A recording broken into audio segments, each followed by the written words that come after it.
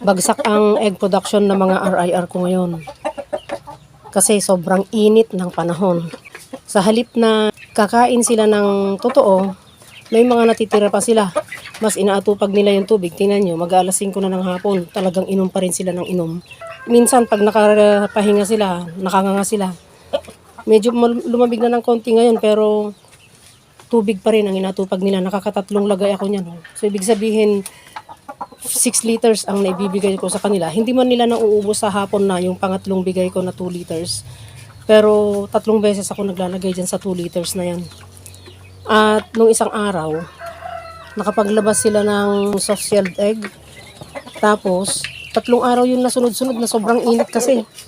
3 beses na may lumabas na soft-shelled egg. Pero hindi naman ako nag-aalala kasi mainit lang talaga ang panahon. Healthy naman sila.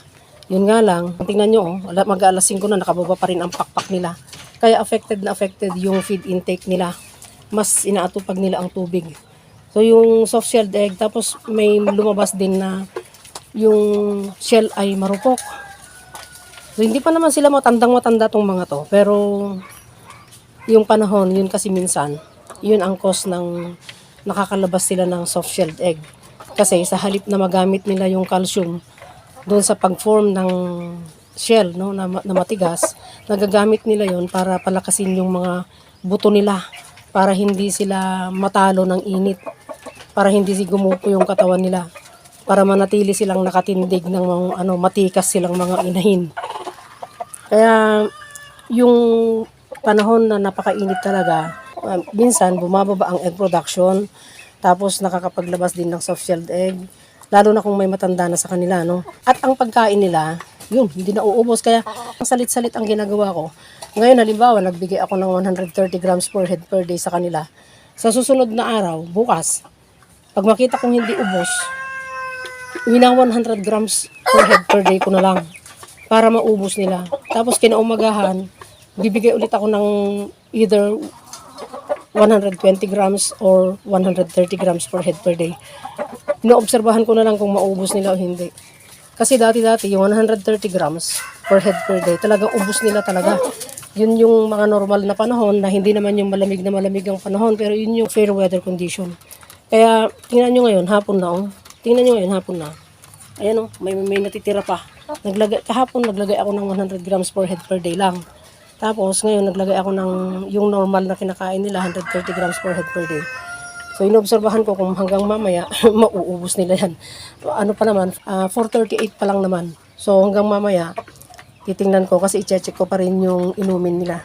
Sa bagay, after yung soft-shelled egg na lumabas nung isang araw, hindi naman na nasundan. Yun nga lang, meron pa ring lumabas na marupok ang shell.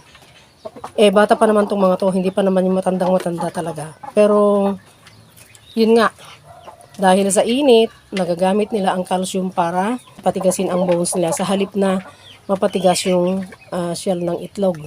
Kaya, maigi pagka ganitong mga panahon, magandang magbanto sa pagkain nila. Makakatulong yun sa pagpapatigas ng shell ng itlog. Pwedeng magbanto ng limestone grits or magbanto ng yung eggshell mismo. Kasi ang ginagawa ko sa eggshell, dinudurog ko yung mga pinagbalatan, yung mga inuulam naming itlog, tinatabi ko yung mga shell. Iniipon ko yun sa isang container. Pero pagka nakakaipon na ako ng marami, kasi hinuhugasan ko yun hinuhugasan kong maigi. Tapos pag nakaipon na ako, sinasangag ko pa rin para mawala yung kung ano man yung impurities naman nandun, kung ano man yung bacteria na nandun. So, iniinit ko talaga sa kawali. Sinasangag ko. Yung hindi yung brown na brown o sunog na sunog. Basta mainit lang talaga. So, saka ko inilalagay sa pagkain nila. Ganun lang ang ginagawa ko. Siguro may mga kasama rin ako mga farmers na nakaka-experience ngayong tag-init, itong mainit ang panahon na halos hindi sila makakain. Na naglalabas din yung mga layer nila o yung mga manok nila ng malambot na shell, no? Pero huwag kayong mag-alala.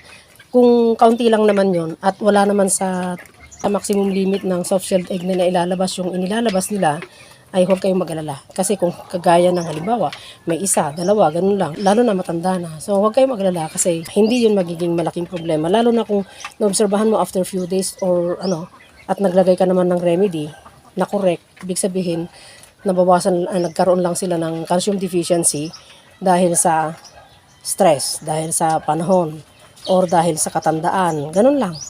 Hanggang dito na lang muna.